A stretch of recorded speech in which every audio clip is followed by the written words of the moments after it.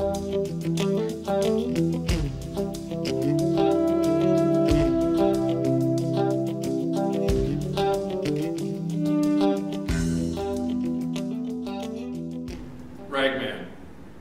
by Walter Wangerin Jr. I saw a strange sight. I stumbled upon a story most strange, like nothing my life, my street sense, my sly tongue had ever prepared me for. Hush, child. Hush now, and I will tell it to you. Even before the dawn one Friday morning, I noticed a young man, handsome and strong, walking the alleys of our city. He was pulling an old cart filled with clothes, both bright and new, and he was calling in a clear tenor voice, "Rags!" Ah, the air was foul and the first light filthy to be crossed by such sweet music. "Rags! New rags for old! I take your tired old rags! Rags!" Now, this is a wonder, I thought to myself, for the man stood 6'4", and his arms were like tree limbs, hard and muscular, and his eyes flashed intelligence. Could he find no better job than this, to be a ragman in the inner city? I followed him. My curiosity drove me, and I wasn't disappointed. Soon the ragman saw a woman sitting on her back porch. She was sobbing into a handkerchief, sighing and shedding 1,000 tears. Her knees and elbows made a sad X. Her shoulders shook. Her heart was breaking. The ragman stopped his cart. Quietly, he walked to the woman, stepping round tin cans, dead toys, and Pampers.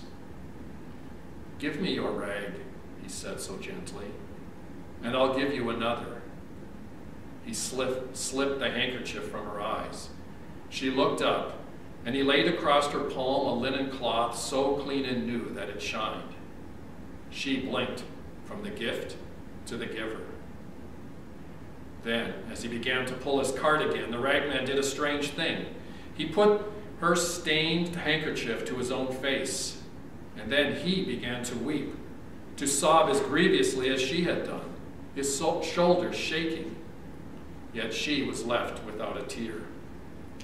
"This is a wonder," I breathed to myself, and I followed the sobbing ragman like a child who cannot turn away from mystery. "Rags! Rags! New rags for old!" In a little while, when the sky showed gray behind the rooftops, and I could see shredded curtains hanging out black windows, the ragman came upon a girl whose head was wrapped in a bandage, whose eyes were empty. Blood soaked her bandage. A single line of blood ran down her cheek. Now the tall ragman looked upon this child with pity, and he drew a lovely yellow bonnet from his cart. "Give me your rag," he said, tracing his own line on her cheek, "and I'll give you mine."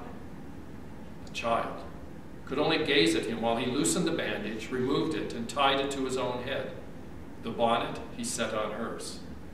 And I gasped at what I saw, for with the bandage went the wound.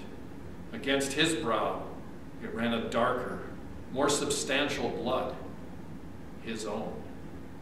"Rags! Rags! I take old rags!"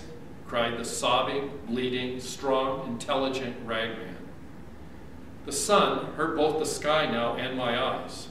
The ragman seemed more and more in a hurry. "Are you going to work?" he asked a man who leaned against a telephone pole. The man shook his head. The ragman pressed him. "Do you have a job?" "Are you crazy?" sneered the other. He pulled away from the pole, revealing the right sleeve of his jacket, flat, the cuff stuffed into the pocket. He had no arm. "So," said the ragman, "give me your jacket, and I'll give you mine." Such quiet authority in his voice. The one-armed man took off his jacket. So did the ragman, and I trembled at what I saw, for the ragman's arm stayed in his sleeve, and when the other put it on, he had two good arms, thick as tree limbs, but the ragman had only one. go to work," he said. After that, he found a drunk lying unconscious beneath an army blanket, an old man hunched, weazened, and sick. He took that blanket and wrapped it round himself, but for the drunk, he left new clothes. And now I had to run to keep up with the ragman, though he was weeping uncontrollably and bleeding freely at the forehead, pulling his cart with one arm, stumbling for drunkenness, falling again and again, exhausted, old, and sick. Yet he went with terrible speed. On spider's legs, he skittered through the alleys of the city, this mile and the next, until he came to its limits, and he rushed beyond. I wept to see the change in this man. I hurt to see his sorrow, and yet I needed to see where he was going in such haste, perhaps to know what drove him so. The little old ragman, he came to a landfill. He came to the garbage pits, and then I wanted to help him in what he did, but I hung back hiding. He climbed a hill. With tormented labor, he cleared a little space on that hill. Then he sighed. He lay down. He pillowed his head on a handkerchief and a jacket. He covered his bones with an army blanket. And he died. Oh, how I cried to witness that death. I slumped in a junked car and wailed and mourned as one who has no hope, because I had come to love the ragman. Every other face had faded in the wonder of this man, and I cherished him, but he died. I sobbed myself to sleep. I did not know, how could I know, that I slept through Friday night and Saturday and its night too. But then, on Sunday morning, I was wakened by a violence. Light, pure, hard, demanding light, slammed against my sour face, and I blinked, and I looked, and I saw the last and first wonder of all. There was the ragman, folding the blanket most carefully, a scar on his forehead, but alive, and besides that, healthy. There was no sign of sorrow nor of age, and all the rags that he had gathered shined for cleanliness. Well, then I lowered my head, and trembling for all that I had seen, I myself walked up to the ragman. I told him my name was Shame, for I was a sorry figure next to him. Then I took off all my clothes in that place, and I said to him with dear yearning in my voice, "Dress me." He dressed me.